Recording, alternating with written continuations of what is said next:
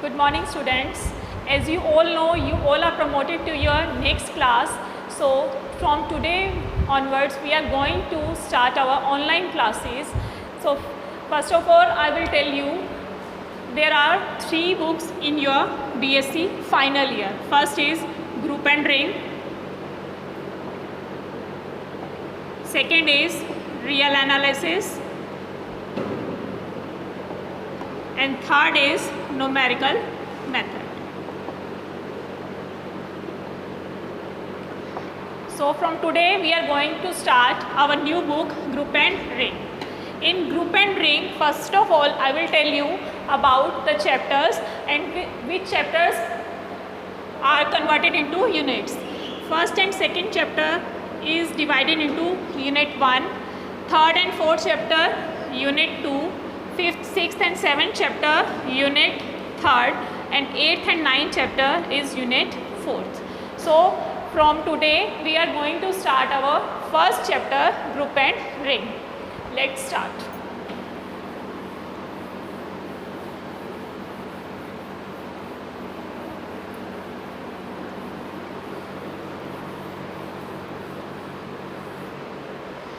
First chapter of your book is Group and Subgroup. In group and subgroup, first of all, you should know about set.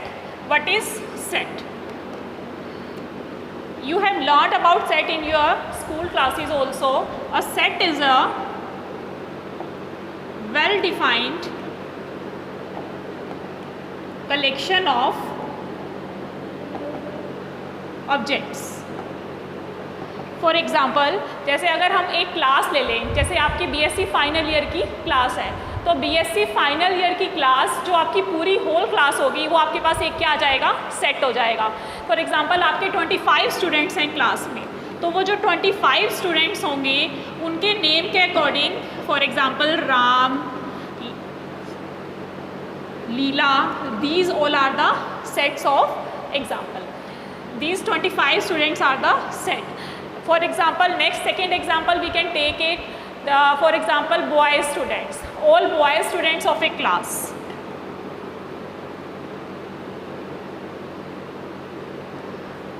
This is also set. Set को हम करली places में हमेशा show करेंगे और set जो है हमेशा हमारे पास कैपिटल लेटर में होता है. A इज़ इक्वल्स टू, जो सेट होता है, सेट के अंदर जो एलिमेंट्स होते हैं वो हमारे पास किस फॉर्म में होते हैं, A, B, C की फॉर्म में. जो एलिमेंट्स होते हैं उसको तो हम स्मॉल लेटर की फॉर्म में करते हैं, small a, small b, small c, और जो सेट होता है उसको हम कैपिटल A की फॉर्म में डिनोट करते हैं. ये तो था हमारा बेसिक डेफिनेशन जो आपने पहले रीड आउट की हुई है. अब जो न्यू आपके पास इस टॉपिक है वो है हमारे पास बाइनरी ऑपरेशन. अब देखो बाइनरी ऑपरेशन क्या होता है.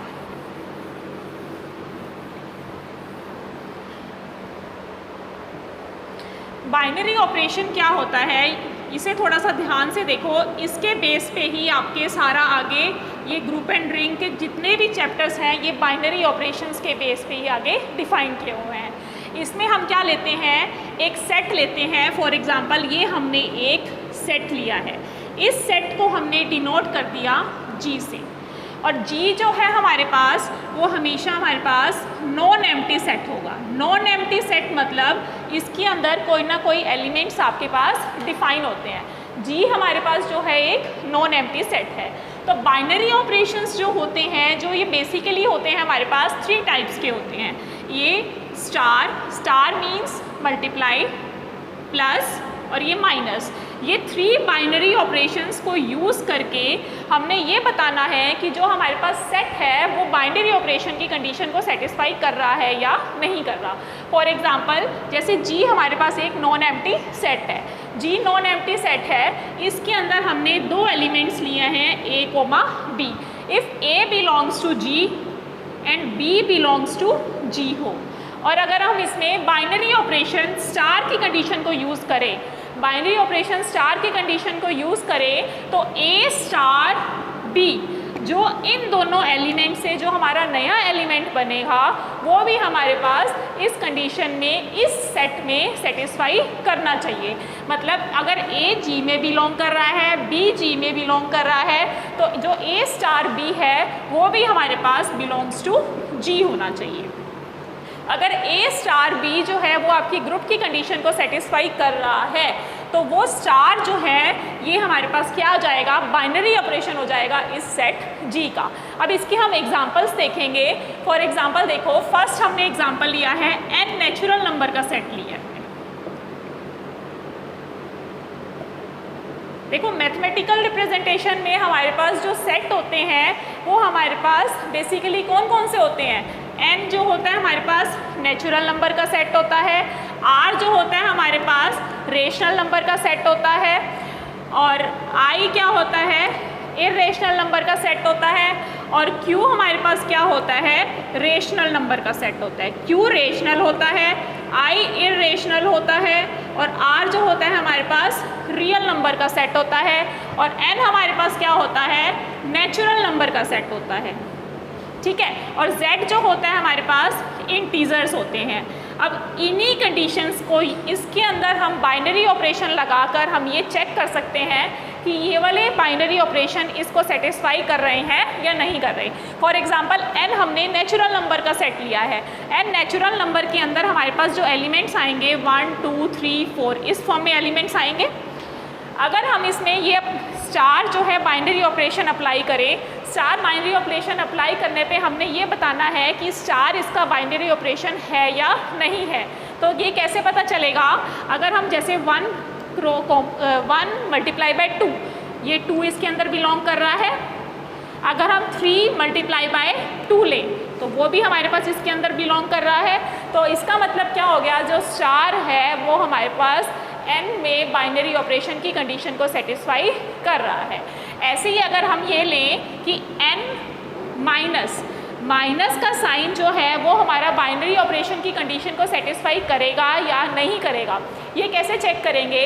फॉर एग्जांपल देखो, हमने इसमें लिया है एक एलिमेंट 2 ले लिया और एक एलिमेंट 1 ले लिया, तो 2 - 1, ये तो 1 जो है ये तो हमारे पास नेचुरल नंबर में बिलोंग कर रहा है। अगर हम ये ले लें 1 - 1, ये हमारे पास क्या आ जाएगा, 0 आ जाएगा।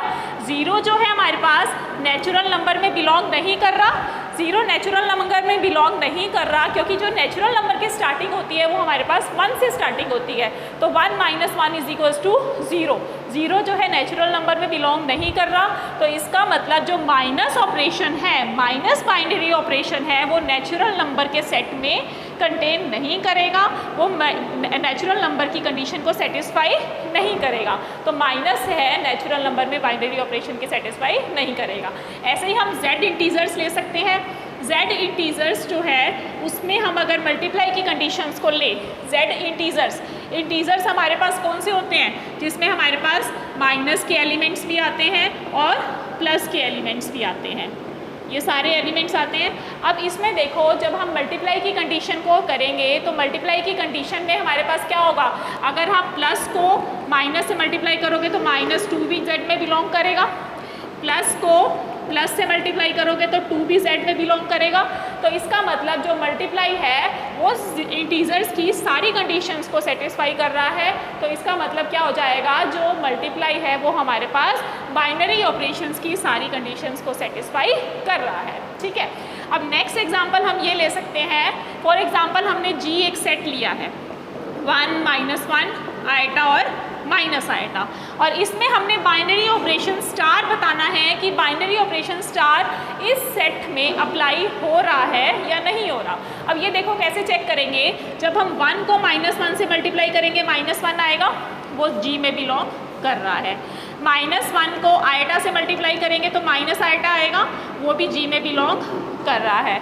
अगर हम माइनस आएटा को माइनस आएटा से मल्टीप्लाई करें तो ये आएटा स्क्वायर आ गया और माइनस माइनस प्लस हो गया, और आएटा स्क्वायर हमारे पास क्या आता है, -1 आता है, और -1 भी हमारा g में बिलोंग कर रहा है। तो ये -1 भी g में बिलोंग कर रहा है। इसका मतलब जो स्टार ऑपरेशन है, अगर हम इस ग्रुप g में अप्लाई करें, इस ग्रुप g में अप्लाई करने पे मल्टीप्लाई करने पर हर एलिमेंट जो है वो भी हमारे पास ग्रुप जी का आ रहा हो तो वो हमारे पास बाइनरी ऑपरेशन की कंडीशन को सेटिस्फाई कर रहा है। तो इसका मतलब ये स्टार जो है वो हमारा इस ग्रुप जी की बाइनरी ऑपरेशन की कंडीशन को सेटिस्फाई करेगा। अब नेक्स्ट सेट अगर हम ये वाला ले लें, G is equals to iota comma minus iota. अब इसमें हमने ये चेक करना है कि स्टार जो है वो बाइनरी ऑपरेशन की कंडीशन को सेटिस्फाई कर रहा है या नहीं कर रहा। वो कैसे चेक करेंगे? अब अगर हम आयटा को माइनस आयटा से मल्टीप्लाई करें तो हमारे पास क्या आ जाएगा? माइनस ऑफ आयटा स्क्वायर, और आयटा स्क्वायर हमारे पास क्या होता है? -1 होता है, तो माइनस माइनस +1 आ गया। पर +1 जो है इस ग्रुप जी में हमारे पास कंटेन नहीं कर रहा। +1 इस ग्रुप जी में कंटेन नहीं कर रहा, तो इसका मतलब क्या हो गया? ये जो स्टार है वो ग्रुप जी की कंडीशन को सेटिस्फाई नहीं कर रहा। जो हमारे पास इन दोनों एलिमेंट्स में स्टार ऑपरेशन लगाने पे जो हमारे पास +1 आया है वो +1 हमारे पास इस ग्रुप जी के अंदर बिलोंग नहीं कर रहा। तो इसका मतलब ये वाला जो सेट है वो इस बाइनरी ऑपरेशन की कंडीशन को सेटिस्फाई नहीं कर रहा। तो बाइनरी ऑपरेशन की हमारे पास मेन बेसिकली डेफिनेशन क्या आई? देखो, बाइनरी ऑपरेशन क्या हुआ? An operation which combines 2 elements, an operation which combines 2 elements of same set, an operation which combines 2 elements of same set, then we get final element is also belong to this set। अगर 2 elements हम एक group के लें और जो उसका जो multiply करने पे उसमें बाइनरी ऑपरेशन लगाने पे हमारे पास जो next last element third final element आ रहा है वो भी हमारे पास ग्रुप जी में बिलोंग करे तो वो हमारे पास क्या होता है? बाइनरी ऑपरेशन होता है। ये तो थी हमारे पास बाइनरी ऑपरेशन की डेफिनेशंस, और इसके बेस की जितने एग्जांपल्स थे वो मैंने आपको ऑलमोस्ट समझा दिए। अब नेक्स्ट है आपके पास कॉम्पोजिशन टेबल। कॉम्पोजिशन टेबल देखो कैसे बनते हैं।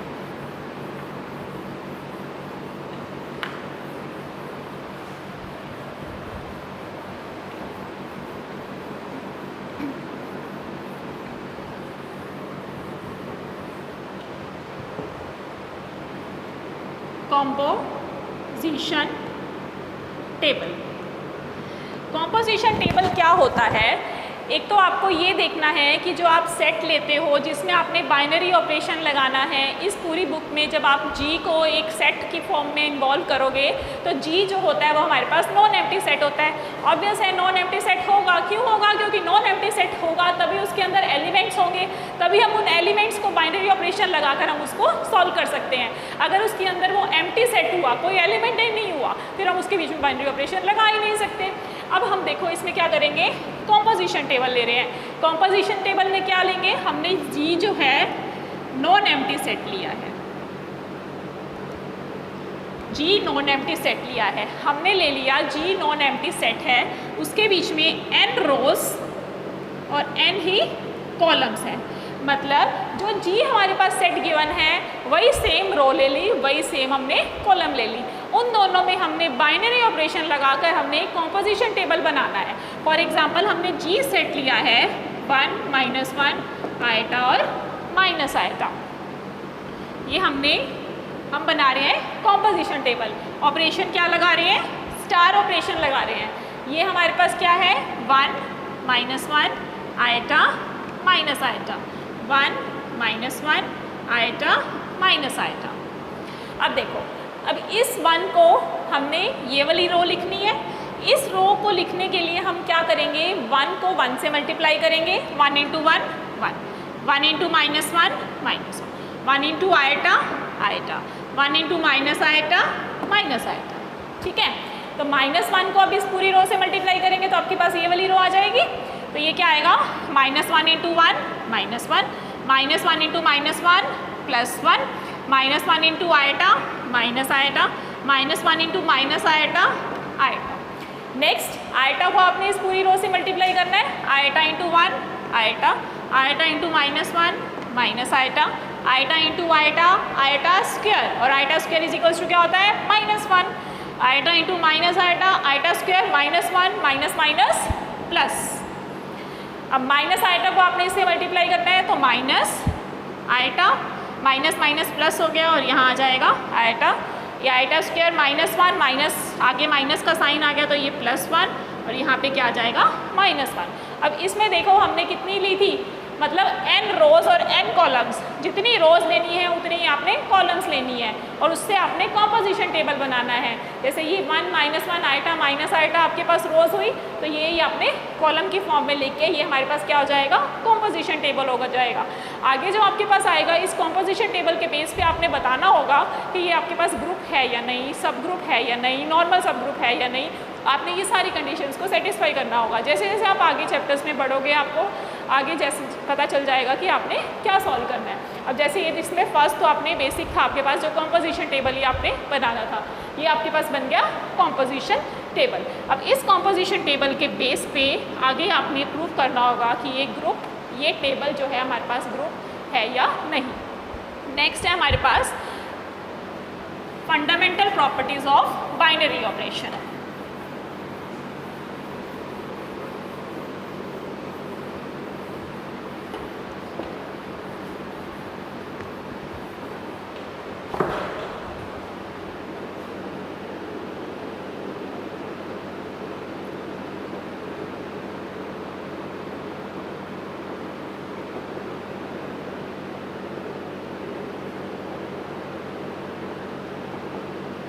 देखो fundamental properties of binary operation मतलब क्या हुआ कि जो हमारे पास बाइनरी ऑपरेशन है स्टार, प्लस और माइनस, इन तीनों बाइनरी ऑपरेशंस को हम किन किन प्रॉपर्टीज़ में यूज़ कर सकते हैं वो मैं आपको बताती हूँ। फर्स्ट प्रॉपर्टी है हमारे पास क्लोजर प्रॉपर्टी।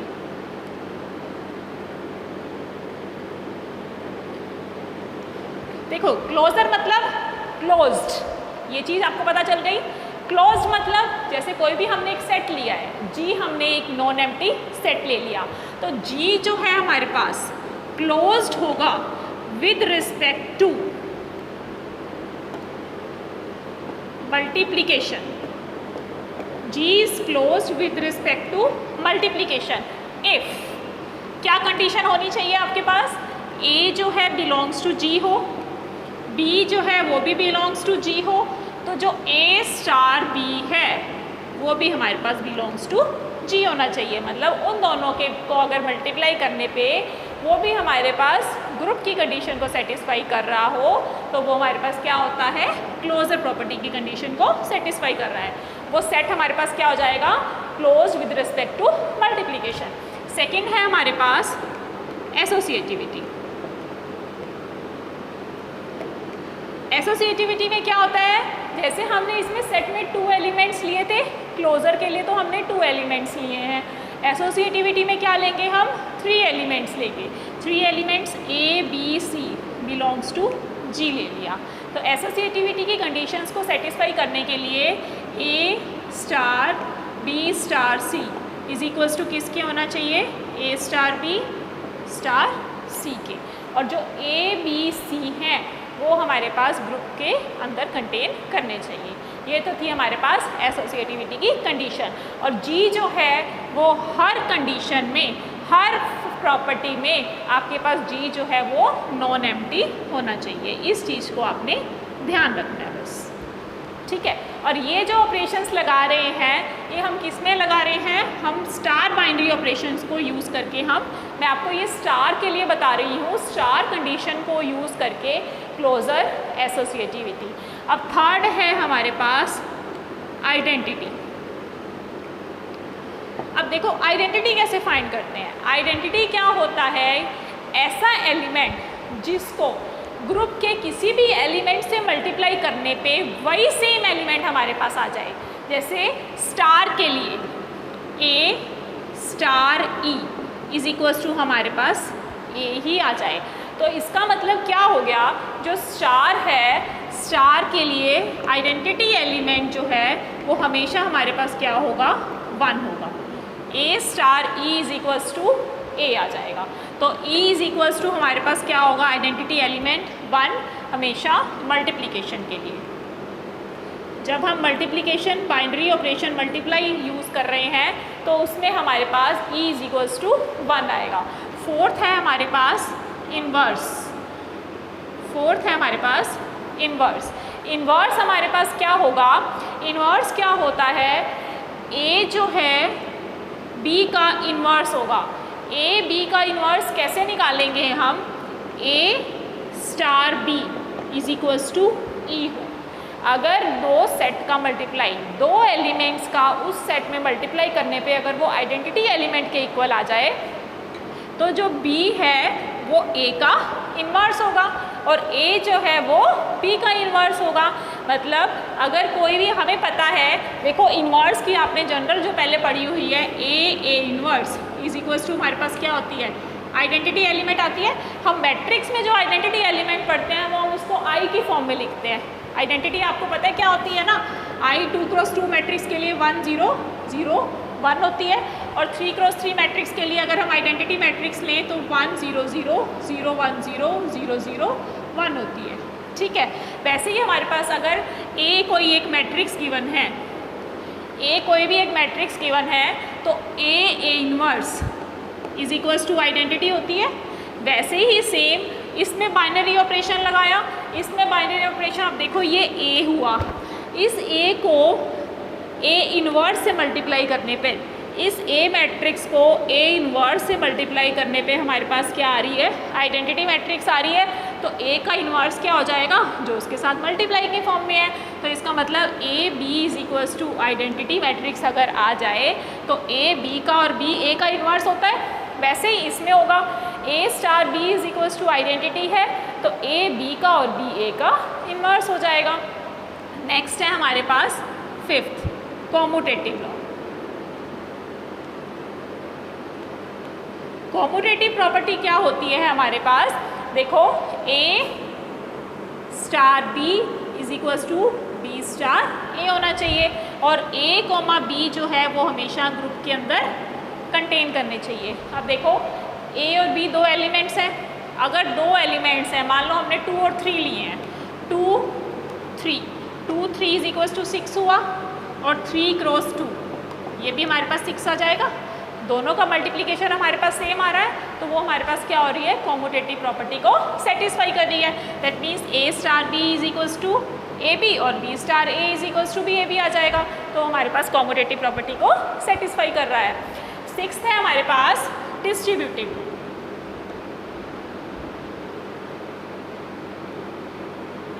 डिस्ट्रीब्यूटिव लॉ क्या होता है हमारे पास? A star B plus C, ये किसके इक्वल होगा? A star B plus A star C के इक्वल हो जाएगा।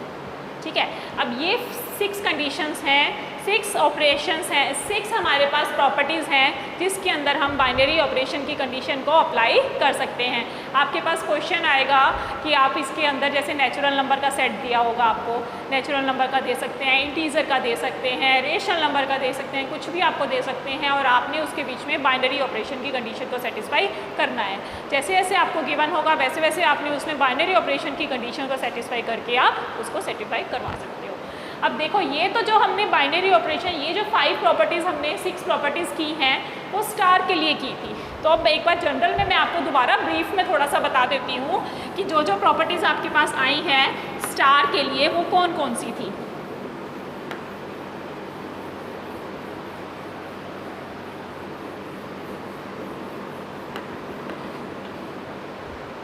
देखो जो स्टार बाइनरी ऑपरेशन के लिए आपने कौन कौन सी प्रॉपर्टीज़ यूज़ की थी? फर्स्ट थी क्लोजर।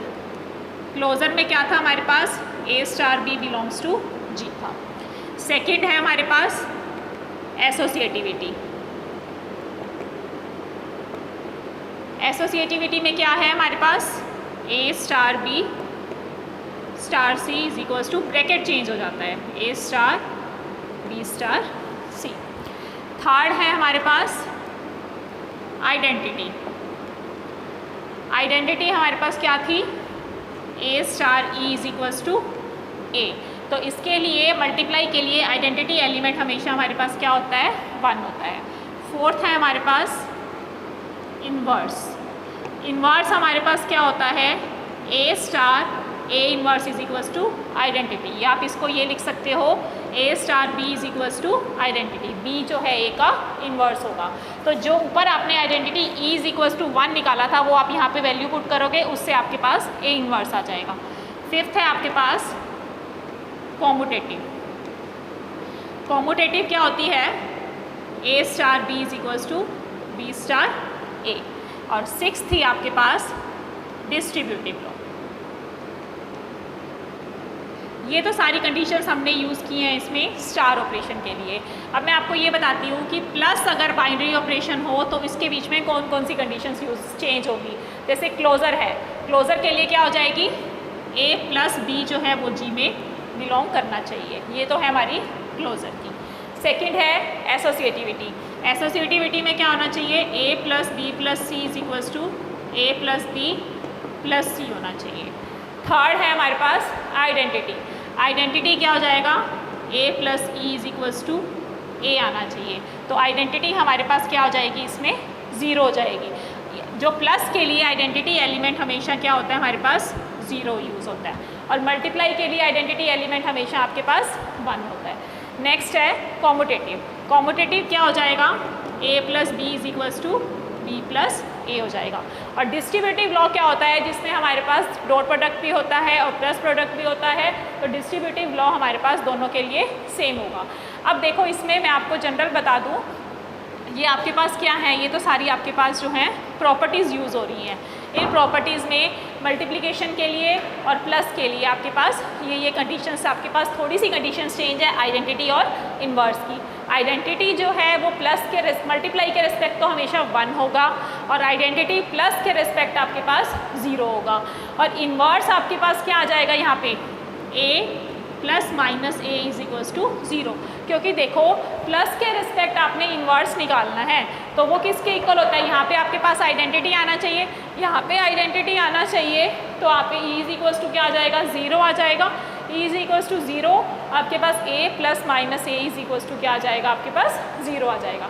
तो ये सारी प्रॉपर्टीज़ आपके पास क्या हो रही हैं? Fundamental properties of binary operations. इसके बेस पे आगे आपके सारे चैप्टर्स यूज़ होंगे।